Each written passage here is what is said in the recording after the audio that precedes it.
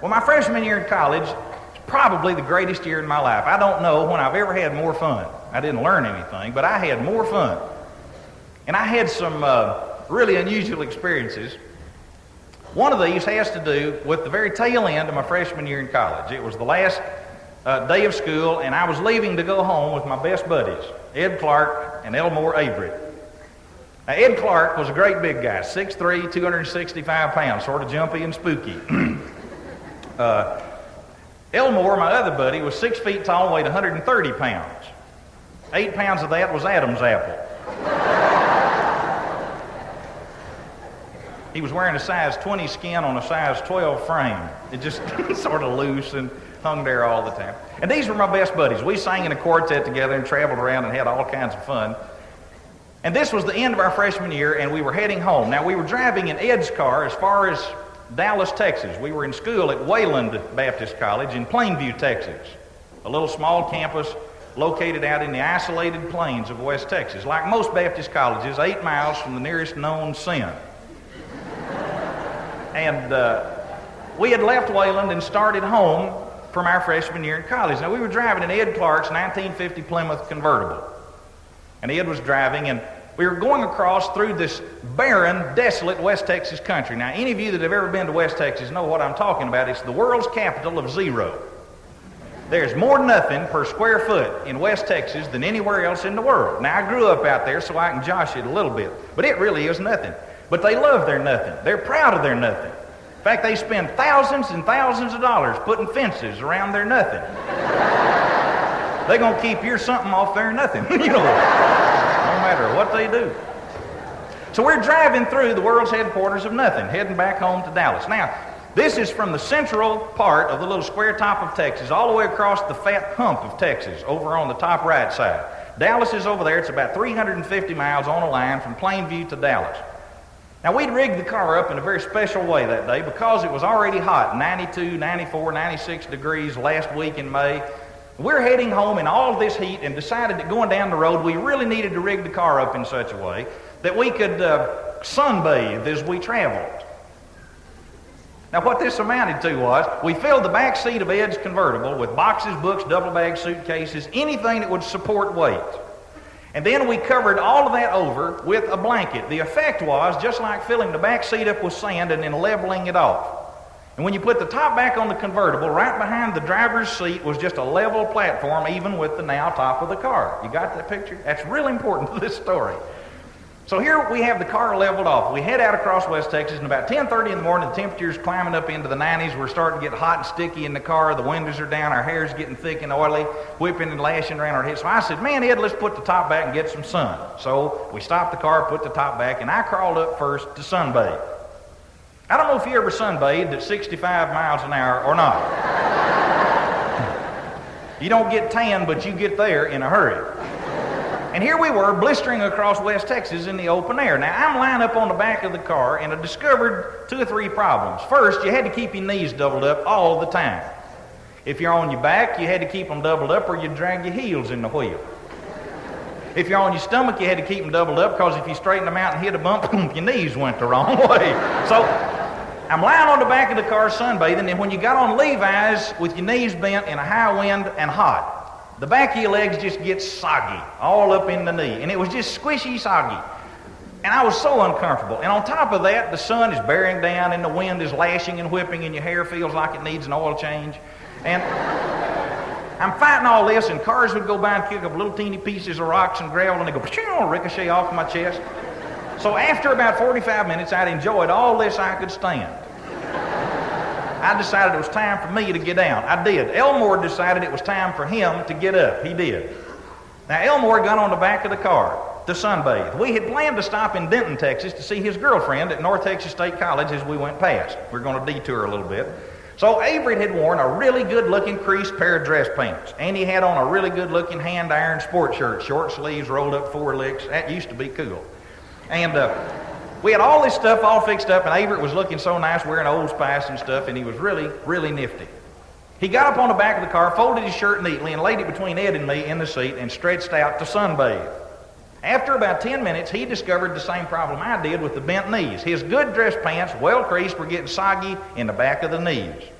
Averett decided he either had to quit or get out of those britches or something. He decided to get out of those britches.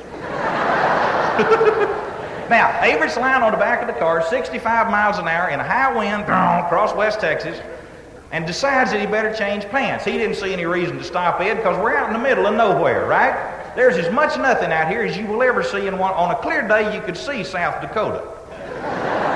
So, Averett's lying up on the back of the car and finally decides that he's got a duffel bag, he remembers, down in all this stuff somewhere. So what he's going to do is fish around in a duffel bag and find an old pair of pants, put those on until later, then he'll switch back, put on the good pants, and be looking nifty when he gets to Denton. Okay. So Averett says, hey, Nutt, scoot up. So he shoves me up against the windshield.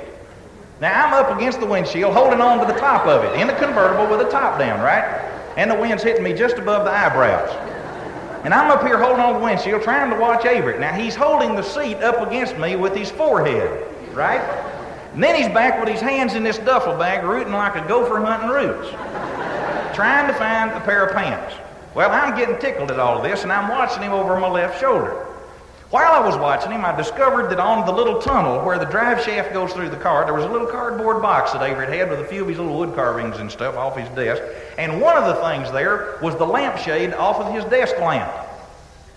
Now, I didn't have sunglasses or a cap, and there was a bright glare, so I just picked the lamp up and put it on my head. Now, here we're going down the highway. Ed's driving 6'3", 265, wearing mirror sunglasses. That means you got you on the front and him on the back, you know. He hadn't got his shirt on, and the hair on his shoulders is going in the wind. A hairy-shouldered guy in a high wind looks weird. I've noticed that. So here's Ed driving the car down the road, and I'm sitting over here wearing a lampshade. I look like a Shriner without the tassel. So,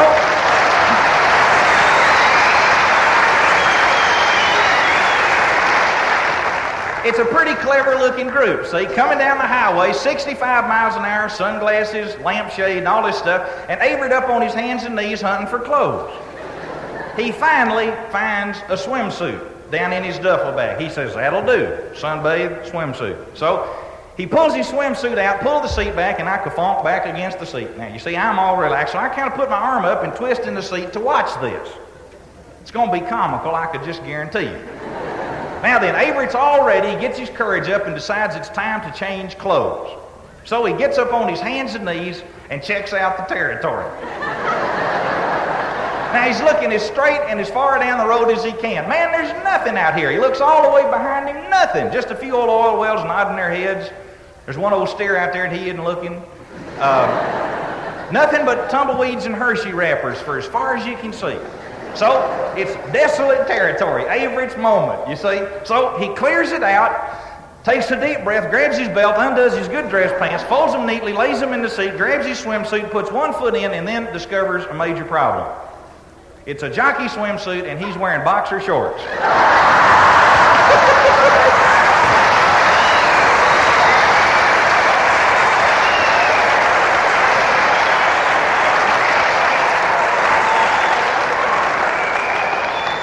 Now, I don't know if you ever tried to put on jockey swimsuits over boxer shorts in a high wind or not. But it really was comical. Here's old Averett sitting up here, and these britches are just going boom, you know, like he just parachuted in, you see, boom, out there. And he'd get one leg stuffed in and the other, and it'd boom out. And he'd work back and forth, and he couldn't get the swimsuit on over the britches. Well, I'm just cracking up. Hurrah! You know, I couldn't hardly stand it. So while I'm sitting here watching, Averett decides that he's got to do something. He decides that he'll take off the underwear and then put on the shorts. Remember, he is up on all these boxes in clear, plain view of the whole world. Now that is crucial to our story. Don't you forget it. So here's Averett up in plain sight now, out in the middle of barren, bald, naked West Texas. So he gets up on his knees one more time. He checks out the road ahead. Hershey wrappers, all that stuff. And then he looks behind. Nothing's behind. So takes another deep breath, hooks his thumb in the waistband, shimmies out of his underwear. He throws it in the floorboard in the front seat. He grabs his jockey swimsuit, puts one foot in. We topped a hill and went through Henrietta, Texas.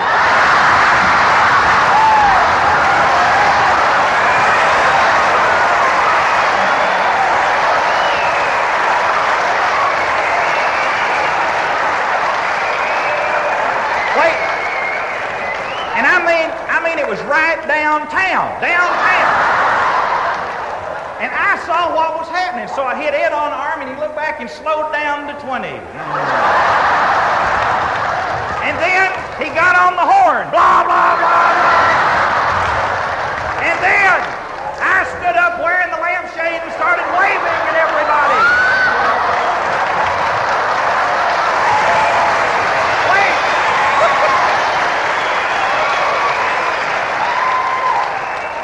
And I looked back, and Avery was up on his hands and knees with his face hidden, with his bare back end shining to the stars. So, Ed circled the square twice.